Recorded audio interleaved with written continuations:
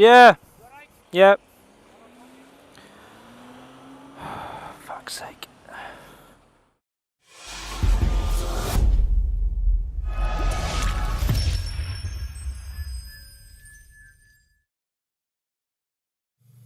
Okay, so before we get into the autopsy of what happened, I'd like to thank Blue Van No Shirt Beardy Guy for stopping and helping me pick the bike up. Also, no nasty comments about the driver. We all make mistakes. No one was hurt. Inconvenienced and pissed off, Cheers. yes, but Yeah, not thank hurt. And just so there's no confusion about visibility on the roundabout, here's what it looks like on approach from the opposite direction in a car. My car, me driving. This is it. As you can see, there's plenty of visibility of vehicles approaching a roundabout, even for the smaller profile of a motorbike. I rest my case, Your Honour. Just to clarify, this happened in the UK. The rules for our roundabouts are that you give way to the vehicles already on the roundabout or entering from the right. I was indicating right on my approach to the roundabout and my lights were on, visibility was good, blah blah blah. So let's back up and check out what happened to cause me to be standing in the middle of a mini roundabout with my bike on the floor. Okay, so here's the actual accident. I apologise if you're expecting some major off and blood and guts and broken legs and heads coming off. It's disappointingly slow, but that's what makes it even more frustrating.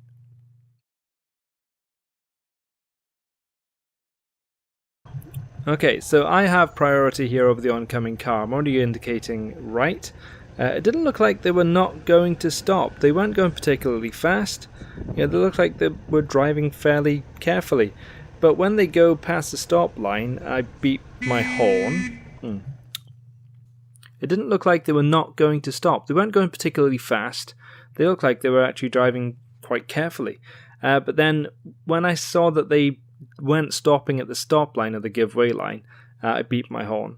And the car, it doesn't stop, but the car slowed down. You can see it actually slows down.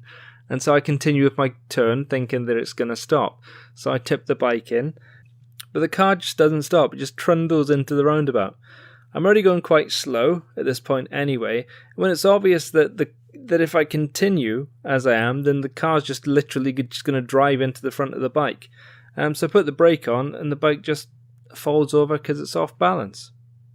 So the guy apologises and would have probably driven off if I hadn't told him to get out and help me pick the bike up. So when we got the bike up, he's like, oh, it's only a little bit of damage. Which on first inspection it was. He actually offered me £100 not to go through insurance.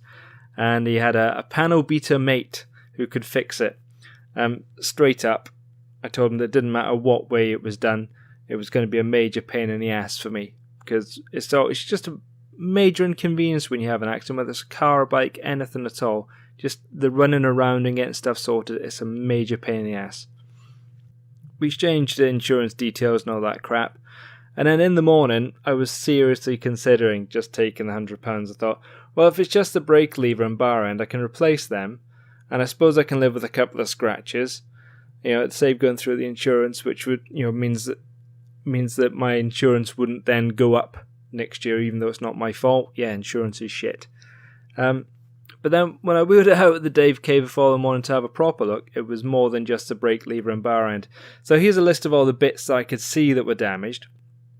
So I just had to go through insurance. I wasn't willing to live with all these broken bits, especially when I noticed that my the foot brake lever, the rear brake lever was bent in as well. Because when I rode it home after the accident, I was angrily riding it home, which I know you're not supposed to do, but I was pissed off. So I didn't actually notice it was bent in at that point, but it was. Anyway, so it went in for repair through insurance, and what a pain in the ass. 2 months the bike was away. Repairs came to £1,800, and the repair guys, a company called Plantech, even took it for a 6-mile joyride.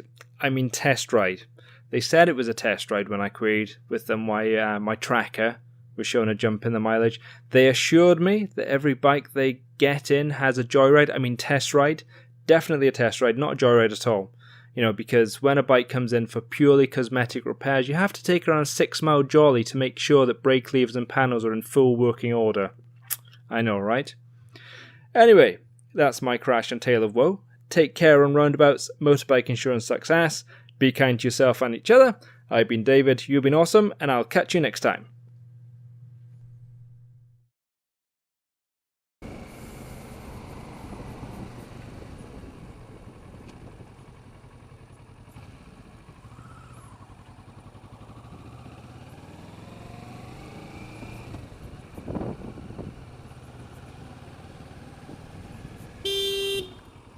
Fucking hell, you gotta...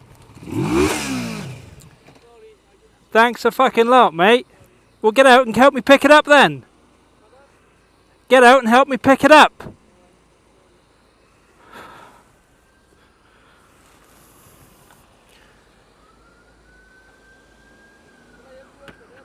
Yeah.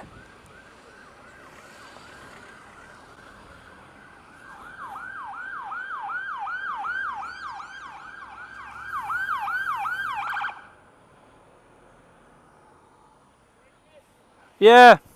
Yep. Fuck's sake.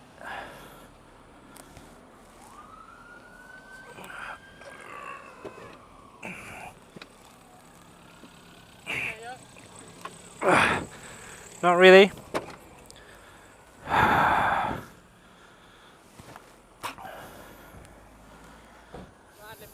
Yeah, cheers. Yeah.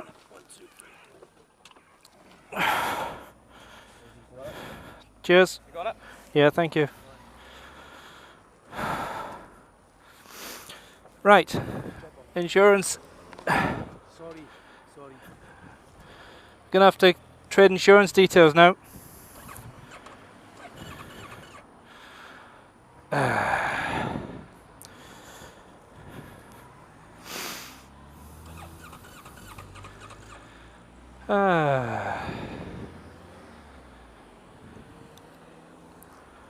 Right, if you go and wait down by your car, and I'll come and change insurance details with you.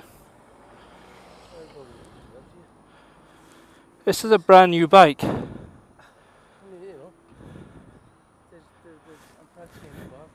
Oh really? There's all that there. That'll need to be replaced because you can't paint them. It's a brand new bike. I don't know if I've banged anything here.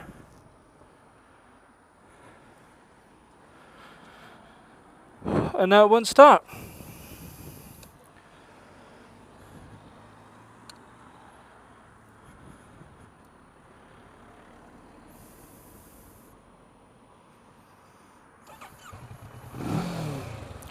Right, see you down there. I'm really sorry.